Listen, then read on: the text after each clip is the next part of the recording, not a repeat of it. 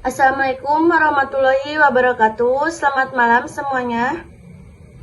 Waalaikumsalam warahmatullahi wabarakatuh. Selamat malam. Baik, pada kesempatan malam ini kita akan melaksanakan training dasar perilaku organisasi.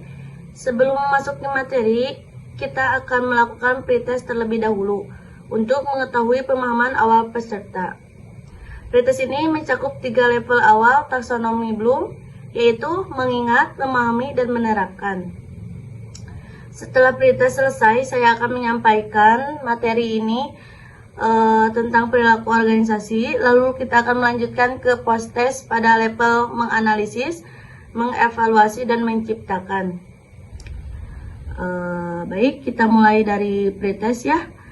Yang pertama ada level, pertama yaitu mengingat apa yang dimaksud dengan perilaku organisasi. Boleh yang mau menjawab, dipersilahkan. Baik, saya izin menjawab. Perilaku organisasi itu adalah ilmu yang mempelajari bagaimana individu berperilaku, berinteraksi, dan bekerja dalam suatu organisasi. Baik, terima kasih atas jawabannya ya. Pertanyaan berikutnya yaitu level kedua atau memahami. Menurut Anda, mengapa memahami perilaku karyawan itu penting dalam sebuah perusahaan? Boleh? Yang mau menjawab? Baik, saya akan menjawab. Menurut saya, karena memahami perilaku, karyawan dapat membantu perusahaan mengurangi konflik, meningkatkan kerjasama, dan menciptakan suasana kerja menjadi efektif. Jawaban yang sangat tepat ya. Yang terakhir dalam pretest ini yaitu level menerapkan. Berikan satu contoh penerapan perilaku organisasi dalam aktivitas kerja sehari-hari. Boleh? Siapa yang mau menjawab? Baik, saya izin menjawab. Contohnya itu saat menangani keluhan pelanggan, kita menggunakan komunikasi empatik agar pelanggan merasa dihargai dan dapat diselesaikan dengan baik. Baik, pretest awal sampai 3 ya telah selesai. Sekarang kita masuk ke materi inti yaitu konsep dasar perilaku organisasi. Sedikit saya akan menjelaskan mengenai tentang perilaku organisasi ya. Adalah bidang ilmu yang mempelajari bagaimana individu, kelompok, dan struktur mempengaruhi perilaku dalam organisasi serta bagaimana pengetahuan tersebut dapat digunakan untuk meningkatkan efektivitas organisasi. Materi perilaku organisasi juga mencakup 3 aspek utama atau tujuan utama, yaitu ada perilaku individu, membahas aspek psikologis seperti kepribadian, persepsi, sikap, motivasi, atau emosi. Semua faktor ini mempengaruhi cara seseorang bekerja, berkomunikasi, dan mengambil keputusan.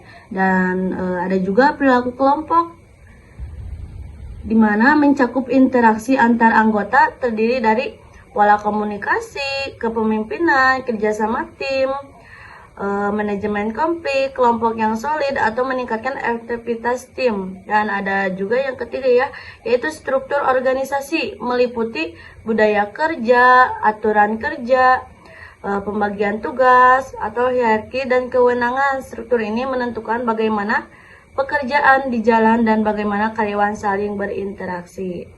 Tujuan memahami perilaku organisasi juga itu dibagi menjadi 5 bagian, yaitu meningkatkan produktivitas kerja, terus menciptakan hubungan kerja yang harmonis, terus mengurangi konflik internal, dan meningkatkan kesejahteraan dan kepuasan kerja karyawan, dan yang terakhir ada juga menghasilkan lingkungan kerja yang efektif dan profesional.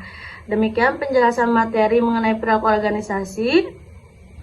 Selanjutnya kita masuk ke post-test ya, level 4 sampai level 6. Saat ini kita masuk ke post-test yang pertama ya, yaitu menganalisis. Sebutkan faktor penyebab timbulnya konflik dalam tim dan bagaimana cara menganalisis konflik tersebut. Yang mana siapa yang mau ngejawab, boleh dipersilakan. Baik, saya akan menjawab. Yaitu konflik dapat disebabkan oleh perbedaan pendapat, pembagian komunikasi, tugas yang tidak merata, dan komunikasi yang kurang aktif. Cara menganalisisnya adalah dengan cara mencari akar masalah, memahami sudut pandang masing-masing anggota, dan juga kemudian menentukan faktor utama penyebab konflik itu. Baik, penjelasan Anda sangat jelas ya, terima kasih. Saya sangat menghargai. Dan selanjutnya saya ingin bertanya mengenai level mengevaluasi. Apakah pemberian reward selalu meningkatkan motivasi kerja?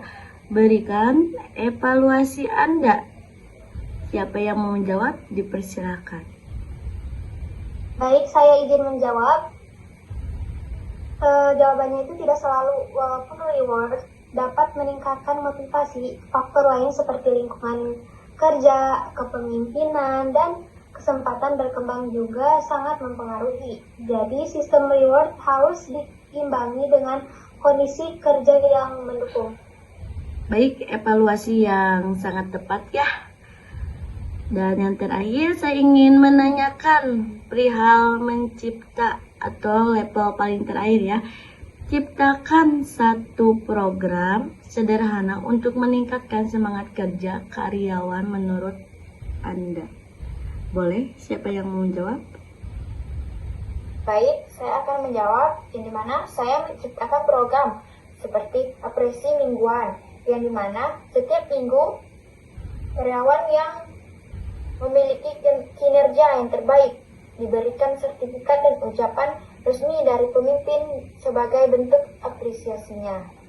Bagus, ini merupakan ide yang kreatif dan dapat diterapkan sesama ya. Terima kasih kepada seluruh peserta atas antusiasme atau partisipasinya ya.